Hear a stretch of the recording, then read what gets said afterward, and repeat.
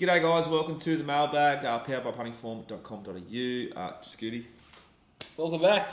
one of the newer, bigger players in the game. A pretty fat start of the carnival for you, eh? Yeah, just chipping away, not taking too many risks. Chipping with your fairway wood. Oh, Big start. just poking around. Glad that. I'm just excited about everything you're doing at the moment. One. We are going to preview the Oaks, which is tomorrow at Flemington. The rail is moved out to the 6 metre position. Another 3 metres on what it was Tuesday, is that right? Yeah, I think it's playing really well, Flemington.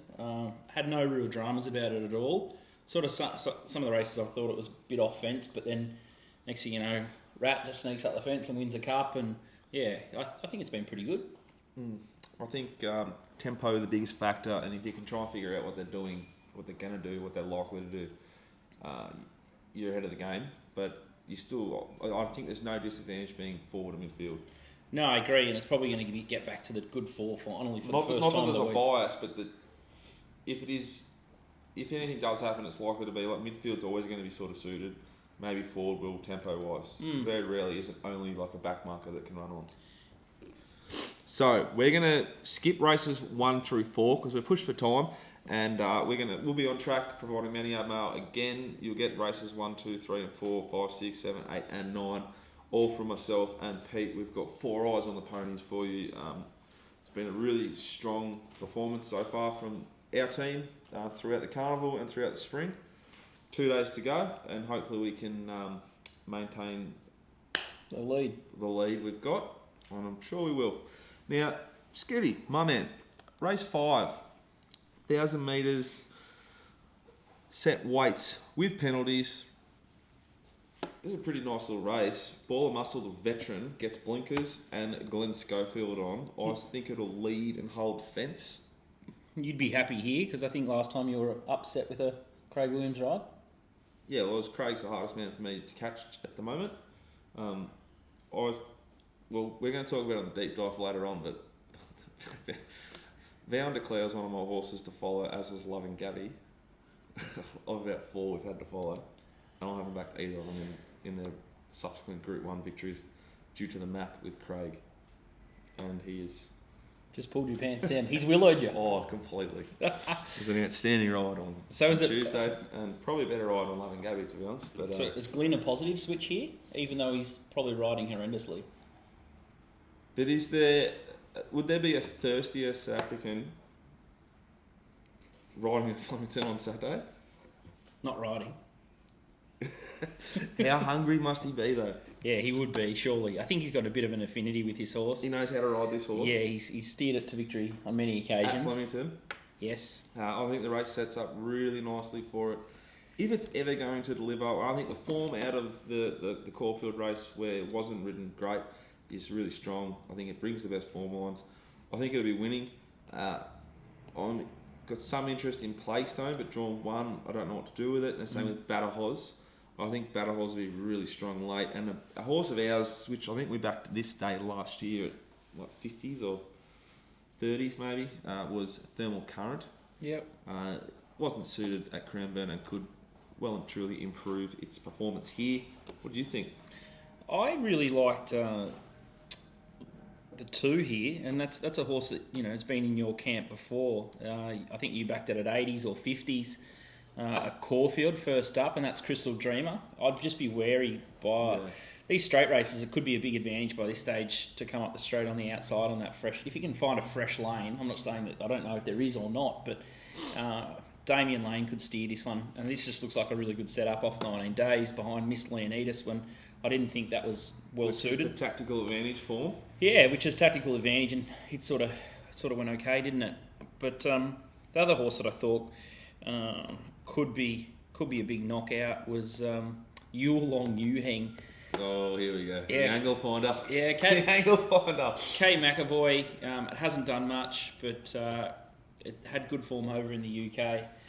Big Druzy might be able to tweet out to the followers, but at 80 to 1 with K-Mac on. I had a few questions about Big Druzy. I'm yet to hear from him. He had a big session leading into the Melbourne Cup, and I think he might have popped. I think he physically might have popped before the Melbourne Cup and just lifted himself off the canvas to watch his horse get nutted. Yeah. He wasn't a happy man. Yeah. No doubt he'll come on soon and explain his side of the story. So Yulong Yuheng might be an okay place bet at 20-1. Okay, race number 6, Scooty, is over the 600 metres, the mile. I found this race reasonably hard to figure out. I thought Autorto was really good at Geelong. We backed it there, Geelong Cup Day, with their cameraman as well, Pistol Pete Amphinus or Anthony Snoozeness, and it wasn't good enough to beat Harbour Views that day. Probably wasn't suited. No. You were firm Harbour Views, declaring it, which wasn't that hard to do, given it was $1.80, but... How to find it? So at the angle finder. Yeah. But you got to respect a man who finds angles like he was sending me picnic form this morning. If he's keen to steam into one at $1.80 at Flemington, then I'm going to listen. So what are you doing with your horse here, Harbour Views? Yeah, look, I don't know what to do at this stage. I think I'm a little bit nervous about 61.5 kilos, and I'm pretty nervous about John Allen Barrier 1 as well. I think Autorto is a Flemington horse and gets the opportunity to turn the tables there. If I had, gun to my head, I have to back one or the other. I'd definitely back Autorto, and I could probably see it trimming up in the market, and then a little bit of a drift on the favourite Harbour Views. So it was a huge return, Autorto, at Geelong. But I think you could probably back to lay it, Autorto, and then maybe... Just hope it sort of like looms and then doesn't deliver. Yeah, look, I thought this race was extremely difficult to figure out. I thought Diplomatic Jack wasn't the worst chance at big odds, but I still wouldn't and haven't taken the odds, so it's not much of a push. I think the race is limited. I'll probably be cheering Klumpich for Chop King Jr. Ethan Brown. Good to see him riding at headquarters on Oaks Day. Race number 7, Scooty, is a 800 metre race. There's a big go here, and I know you're probably the man behind it. It's coming out of Ballarat, where I'll let you go first because I'm on the other side of this. Russian Camelot for the inform yard in O'Brien. Wasn't informed enough to get Sakut to win there at Kyneton. Thank God I left that alone because I almost really got involved. And D. Oliver Sticks.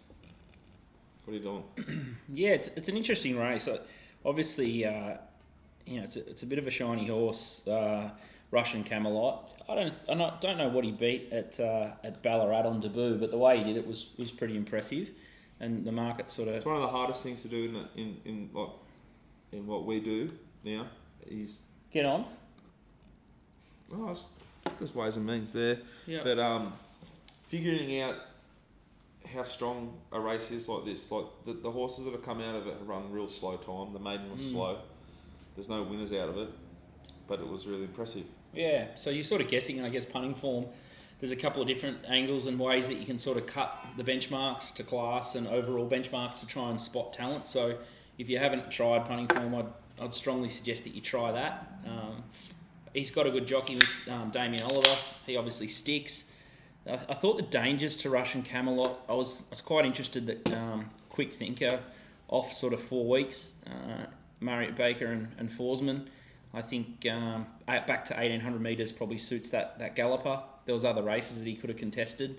And when you look at sort of the Shadow Hero Castelvecchio form, it's sort of okay, although a couple of people fell into probably Battenberg and thought Shadow Hero was going to run a strong 2,500. And I was probably against that, but that form might be good enough to beat a horse like Russian Camelot, who's probably a little bit inexperienced compared to those. So, yeah, it's and Pancho. I thought Pancho was a little. It was there to win. I thought it could win, but it's very, very short for its setup. Drawn AQ.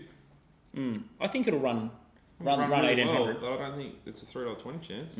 I think it'll definitely get the trip. So they looked at 3 in the market. It's pretty obvious, but everyone's going to be excited about Danny O'Brien. This is the same race that Bound to Clare won last year. I think we're on the second horse. Yeah, I couldn't give a shit about what he did last year. Like that was with a horse who won the Melbourne Cup. Yeah.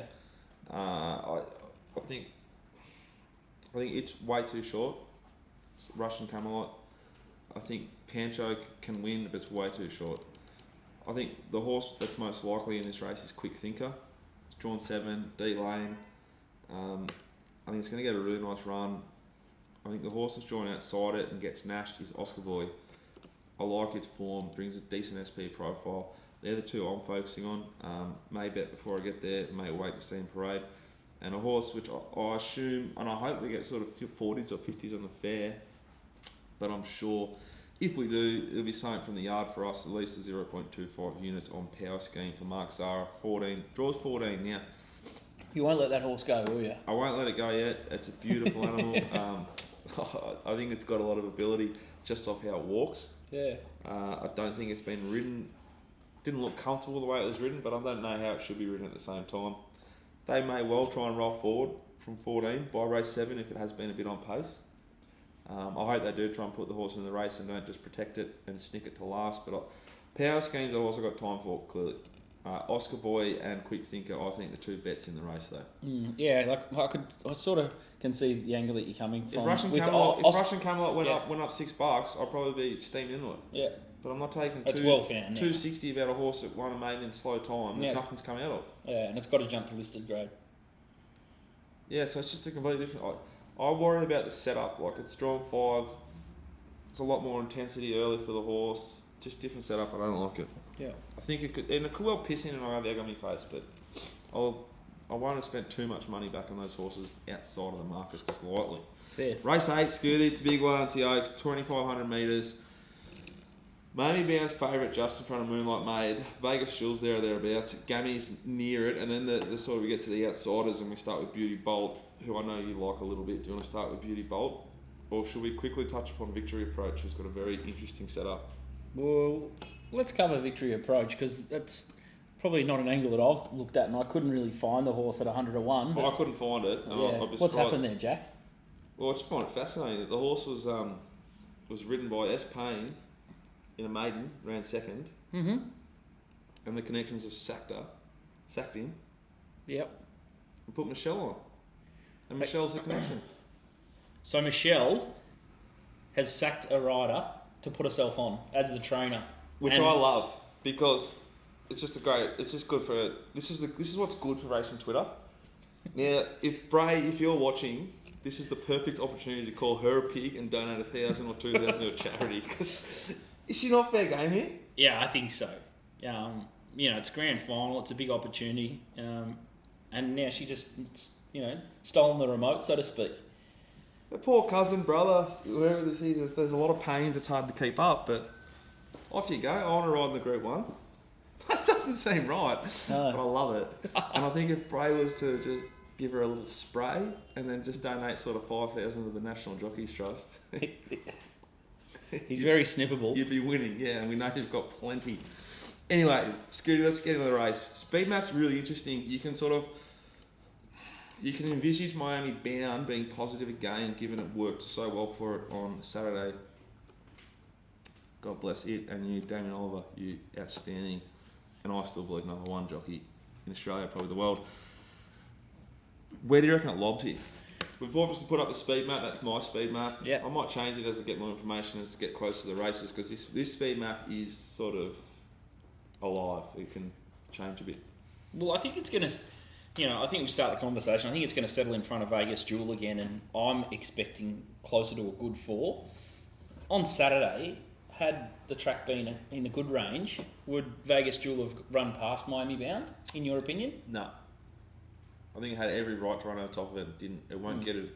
I think Vegas Jewel had every possible to at least clock a faster last sort of 200 than Miami Bound, which it didn't on puntingform.com.au data. It's already up if you want to go and check it out, punters.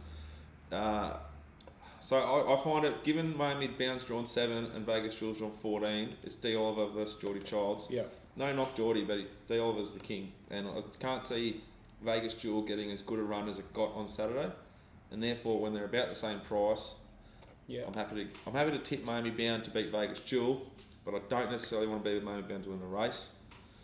What are your thoughts on that, Lewis?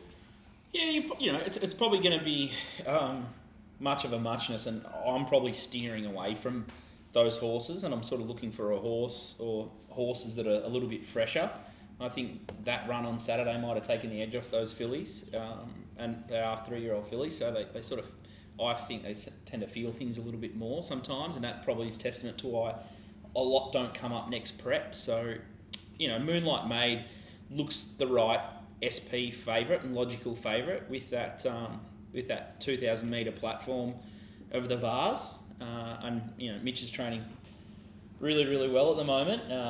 Great run in the Derby, and he's flying. Yeah, he got Bravo Tango over the line yesterday, so he's definitely on the march. I think Mellum's perfect there. Crossover noseband goes back on, which can be a problem if they haven't tried it before. And the other horse that, Dicko sort of spoke about, a horse that I've sort of been waiting for is Beauty Bolt. I thought they sort of gave her a bit of a barrow trial last start. You snipped it up, haven't you, already? I might have found big odds. Yeah, it's a good bet. Yeah, I just, I think the mother ran, within a couple of lengths of a Golden Rose, and then she got tested out to 2,000 metres, and it goes in, good, soft, heavy, Beauty Bolt. They've kept it a bit fresher, and, like Vow and Declare, I sometimes like stays with a bit more what do you make more freshness. 1,600 to 2,500? Well, it's had 2 1,600 metre runs, and it has been up since, Seymour 5th of the 9th there. So it's been up long enough, and so it's been in work for a long time. So I think the horse will be fit enough, but I really like J Childs off, J-Mac on. J-Mac's just woken up. He rode the last winner. Big switch, and also drawn to get whatever run he wants from 3. I thought that it was the horse. I agree with you. It's the horse outside of the obvious market sort of horses that is right in this race. If I had to bet, I think it's a great place bet. I'd rather back it the place than have any other bet in the race. I think Moonlight Maid's the most likely winner of this race. I think so too. But I think it's key to how the horse jumps. I don't want to be too far back. And if it's slow out and there's no intent, from Ollie on Mommy Bound because he's nervous, it's backing up again, which is more than would not surprise me if it's ridden a lot softer than it was on Saturday. Mm-hmm. You got Vegas Jewett, no speed. All of a sudden, if you're betting in run, which I would be at Betfair with Betfair and an API, which is what you need if you're ever going to take this game seriously. You've got a long time to bet, 2,500 metres. Yeah. You can bet to the 1,000 metre mark. If those horses were slow away, I'm going to get a big result out of Gammy. Yeah. It's going to get run of the race. Yeah. It got run of the race at Caulfield. It can improve away. Yeah. It gets a very experienced senior jock on. Right sort of yard to underrated yard. I was desperately keen to get a sort of a Derby horse out of New Zealand and take it to Archie, but Cam Cook hasn't quite found me one yet. But we'll still keep looking. I think he's a great trainer, Archie. I'm probably going to be betting Moonlight Maid. I'll probably get something out of Gammy, and I'll probably be winning something on Beauty Bolt. And then from the yard, I wouldn't be surprised if a horse like Sombricade, presently that sort of setup improves here. Piero is the sire of Gamay, so if the Shadow Hero was a Piero, and Gamay is also a Piero, so I'll have to have a look at the dam side, but it might be a miler. I didn't realise you were such a connoisseur of the pedigree. The breeding. Yeah, I started. Just have been many surprises. Yeah, full of surprises. You just got to keep looking for more angles. Oh, you're going to grow yourself right up. Yeah, I think I'm sweet. I'm already great. I'm probably not sweet. You're definitely not sweet. I'm working at the moment. Definitely working, but I don't think you need to overthink the pedigrees just yet. But get in touch. Someone can bag the shit out of me for bagging the pedigrees. Anything else you want to talk about? Race 9. Quickly. We've got to go for dinner. Yeah, race 9. Can anything beat California Zimbol? Call me mad. Call me silly, but the horse that I backed to win the 1,000 Guineas Tenley. Oh, fuck. Hopefully they've just kept it in a 3 metre square yard, day yard, and the horse is freshened right up, given it a bit of a pick every now and then, freshened it right up and let it rip down the straight. It's a squib. Hopefully it's all on its lonesome from barrier 1, and Hugh. A little bit like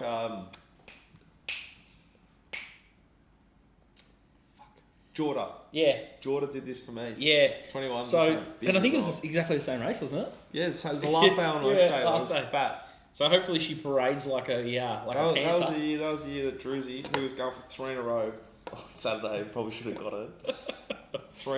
He's tipped 3 Melbourne Cups with the mailbag, and he's tipped 2 winners, and then sat on Tuesday, probably should have won again. And just got willowed. That was rekindling. Yeah. I think... Big week. Yeah, I think you might try something a bit radical here by this stage, and he might go off and do his own thing on Tenley. She's going to be strong, she's going to be fit, and I think now they realise she's probably, 1,000 metre. This is when we started 1100, chalking. This is when we started chalking junior, chalking senior. Has he ridden a winner for a while? Ethan Brown? Hugh. Oh, yeah, Hugh. Been quite a little carnival. He's going off, wasn't he? That's what I'm saying. When the Chop King at the Cricket or Footy Club finally lands a blow, Yeah. they just start to really peacock. Just shoulders back, chest out, and they strut through the door like they own it again. So if you can ride this home, look out for him on Saturday. Maybe Nikovi could be the other one. I thought Pistol Pete sauce. Thought Nikovi was big odds. Yeah, Tim Clark, Barger. Oh my god. What's happened? Reptilian. I thought Wishful Thinking was big odds and trialled pretty well. Nick Noonan told me I was keeping it up my sleeve. It's gone off. Been backed. Has it? How can you win? Like, seriously. It's here we are trying to $14. provide some beautiful content here for the show. Well, when were you going to mention this horse?